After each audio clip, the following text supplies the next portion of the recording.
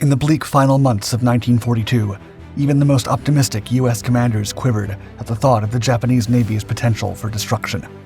Their nightmares soon turned into a harrowing catastrophe on the night of September 15th. Dashing deftly under the waves, a lone Japanese submarine, under the command of the intrepid Takakazu Kinashi, infiltrated the perimeter where USS Wasp and her accompanying vessels were escorting transport ships destined for Guadalcanal. Encountering no resistance, a stealthy Submarine I-19 maneuvered herself into a perfect position, poised to strike the massive USS Wasp aircraft carrier.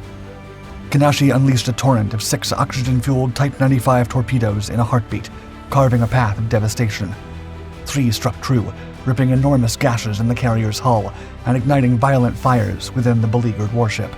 Despite the valiant efforts of U.S. sailors who fought tooth and nail to quench the flames, the fate of USS Wasp was sealed.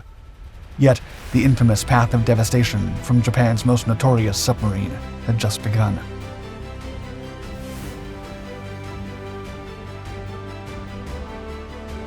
A submarine superpower. Japan's insular geography and limited landmass were instrumental in driving its aggressive expansionist ambitions, which would climax in the 1930s. The circumstances would forge a nation that thrived on the art of seaborne warfare. The fierce tradition of naval combat ran deep in the veins of its troops, a direct consequence of the nation's geopolitical history, culture, and constraints. The vast expanse of the world's largest ocean, the Pacific, presented the Japanese Navy with a formidable challenge that would lead them to adopt a unique approach to submarine development. Regardless of their foe, most enemy fleets and bases loomed at an immense distance. Japan's main islands, on the other hand, were limited in size and did not require a massive fleet to protect them from enemy attacks. Consequently, apart from midget submarines, the Imperial Japanese Navy rejected the development of short-range or coastal submarines, as so many other nations were doing. Instead, they forged a staggering array of submarine classes, assembling the most diverse fleet of submersible warships of World War II.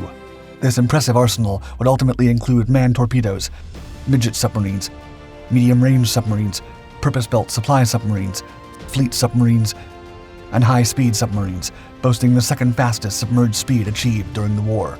One of the areas where Japanese submarine development excelled was in creating aircraft-carrying submarines, further extending their capabilities. But the warships not only shone in traversing the vastness of the Pacific, they also wielded astonishing firepower. Japanese submarines were armed with one of the most advanced torpedoes of the era, the oxygen-fueled Type 95, a projectile so exceptional it had double the operational range of many Allied torpedoes while carrying a much larger payload. This torpedo was a close relative of the famed Type 93 Long Lance, employed by surface vessels. Its deployment only reinforced the Japanese Navy's fierce reputation on the high seas. By the time World War II erupted, the Japanese Empire had one of the most powerful, diverse, and far-reaching submarine fleets in the world. A marvel of engineering. Under this unique and thriving submarine developing doctrine, the exceptional Type B submarine class emerged. Classified as a fleet submarine, Type B stood among the most triumphant of Japan's underwater warship designs. The fearsome I-19 was the first vessel of the Type B1 subclass to be built, and it would set the stage for an incredible career for the rest of her sister ships. These submarines were designed to venture far beyond Japanese territories, utilizing an onboard float plane to detect, track, and ultimately annihilate enemy warships before they could threaten the main Japanese battle fleet or assail Japanese lands. Capable of achieving nearly 24 knots on the surface, propelled by a 12,500 horsepower diesel engine, and 8 knots underwater using a 2,000 horsepower electric motor, these submarines boasted an impressive range. The later models could cover approximately 100 miles at their most economical setting. Apart from the aircraft, the ship came equipped with a 5.5-inch deck gun for surface targets, a pair of 25mm anti-aircraft guns, and 6 bow torpedo tubes, which would be updated to 17 by the end of the war. Some vessels in this class would entirely forego the aircraft hangar in favor of an additional 5.5-inch gun or several Kai-10 manned torpedoes, essentially underwater kamikazes. I-19, the 5th Type B vessel to be built, was laid down in March 1938, launched in September 1939, and commissioned in April 1941. By the time of the Pearl Harbor attack, she was already an active and formidable member of Japan's naval forces. A second Pearl Harbor attack. In her first notable operation, I-19 returned to where the war with the U.S. started, to deploy its float plane for a nocturnal reconnaissance mission over Pearl Harbor in February 1942. This was part of the lesser-known follow-up attack on Pearl Harbor by Japanese forces called Operation K. Japan wanted to assess the damage they had dealt to the naval base and gather intelligence on how fast the U.S. was rebuilding their infrastructure and repairing their damaged ships. The Imperial Navy intended to blow such operations to shreds in one fell swoop. The mission involved using 2 colossal H-8K flying boats to bomb the recovery efforts at the naval base, thereby impeding American preparations for a counterstrike. The 2 massive warplanes took off from the Marshall Islands, carrying a payload of over 4,400 pounds of explosives. They dashed across the Pacific in a secretive 2,460-mile journey to Hawaii. If anything had survived the first attack on the American naval base, these Japanese airmen were determined to destroy it. As the bomb-laden warplanes descended over Hawaii and pierced U.S. airspace, guided by the intelligence gathered by I-19's aircraft, the stage seemed set for another successful raid on American assets. The sky was mostly clear, and the moonlight brightly lit the pilots' targets. However, only 2 of the aircraft managed to reach the target. Due to a combination of sudden gusts of wind, blackout conditions, and radio issues, their payload missed the objective entirely. The total damage amounted to merely a handful of broken windows. However, the operation set the record for long-range bombing at the time. Amusingly, the Americans failed to realize they had been attacked. The primary consequence of the Japanese strike was a protracted argument between the U.S. Army and the U.S. Navy, each accusing the other of being irresponsible enough to detonate explosives near Pearl Harbor. Hunting down USS Wasp.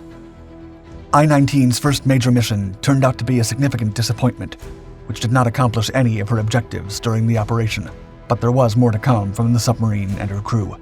6 months later, during the Guadalcanal campaign, the submarine, ambushing Allied ships on its own, stumbled upon the opportunity to execute one of the most successful single torpedo attacks in history, and she seized it. Patrolling south of the Solomon Islands, the submarine sighted the carrier USS Wasp, which was escorting marine transports and, ironically enough, carrying out anti-submarine operations. At the time, Wasp was refueling and rearming aircraft while launching new planes and recovering the previous patrol. Orchestrating the complex aircraft maneuvers had the crew of the American ship occupied and somewhat distracted, making everything ideal for an enemy ambush. The scenario couldn't be better for Kinashi and his crew. There was nothing more glorious for a submarine skipper than to sink an enemy capital ship. In the Pacific theater, no ship was more valuable than an aircraft carrier. The silent Japanese submarine positioned herself alarmingly close to USS Wasp, a risky maneuver as she drastically increased the chances of detection. But Kinashi was willing to take the risk to set the stage for a perfect strike. Chaos aboard. The I-19 fired a full spread of 6 torpedoes.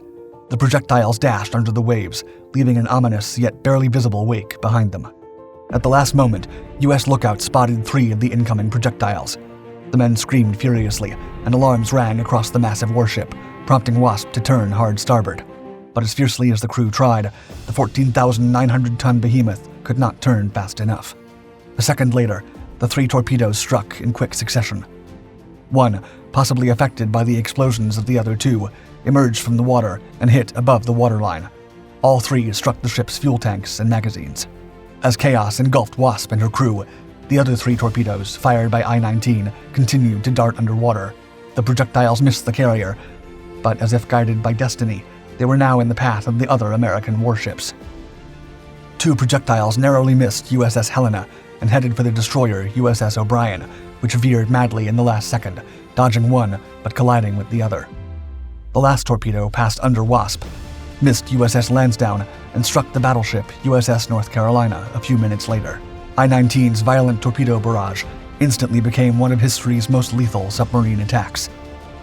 Aboard Wasp, tanks and ammunition stores ignited major fires that triggered even more explosions as they reached additional ready-use ammunition. Breached water mains left the crew unable to fight the fires, which continued to consume anything flammable or explosive. The inferno even set the sea aflame as oil and petrol leaked onto the water's surface, creating a nightmarish scene around the doomed warship. An order was given to abandon ship just as U.S. destroyers furiously depth-charged the location where they believed I-19 to be.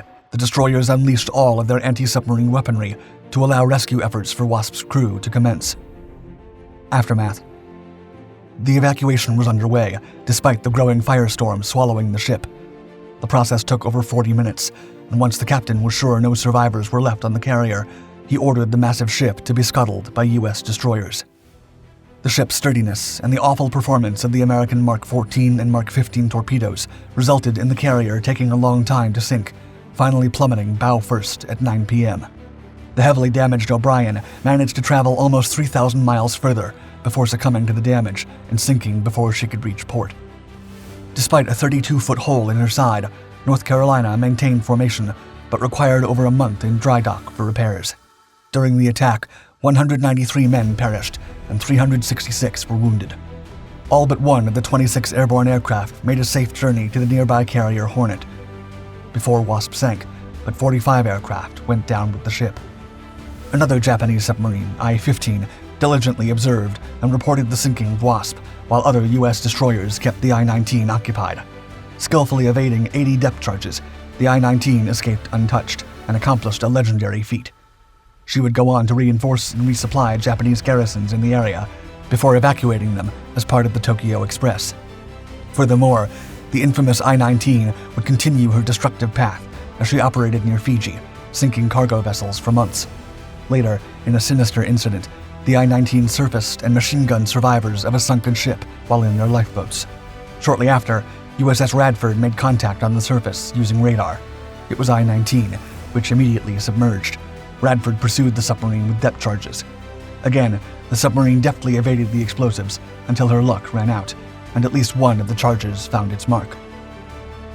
The I-19 was lost with all hands shortly before midnight on November 25, 1943. The rampage of the most successful Japanese submarine in the Pacific theater had ended. Thank you for watching Dark Seas. For more thrilling stories on the high seas, subscribe to the channel and hit the notification bell. And to explore some of modern history's fiercest battles and learn about the technology that made them possible, click on your screen and check out our other dark documentaries channels. We publish regularly, so stay tuned.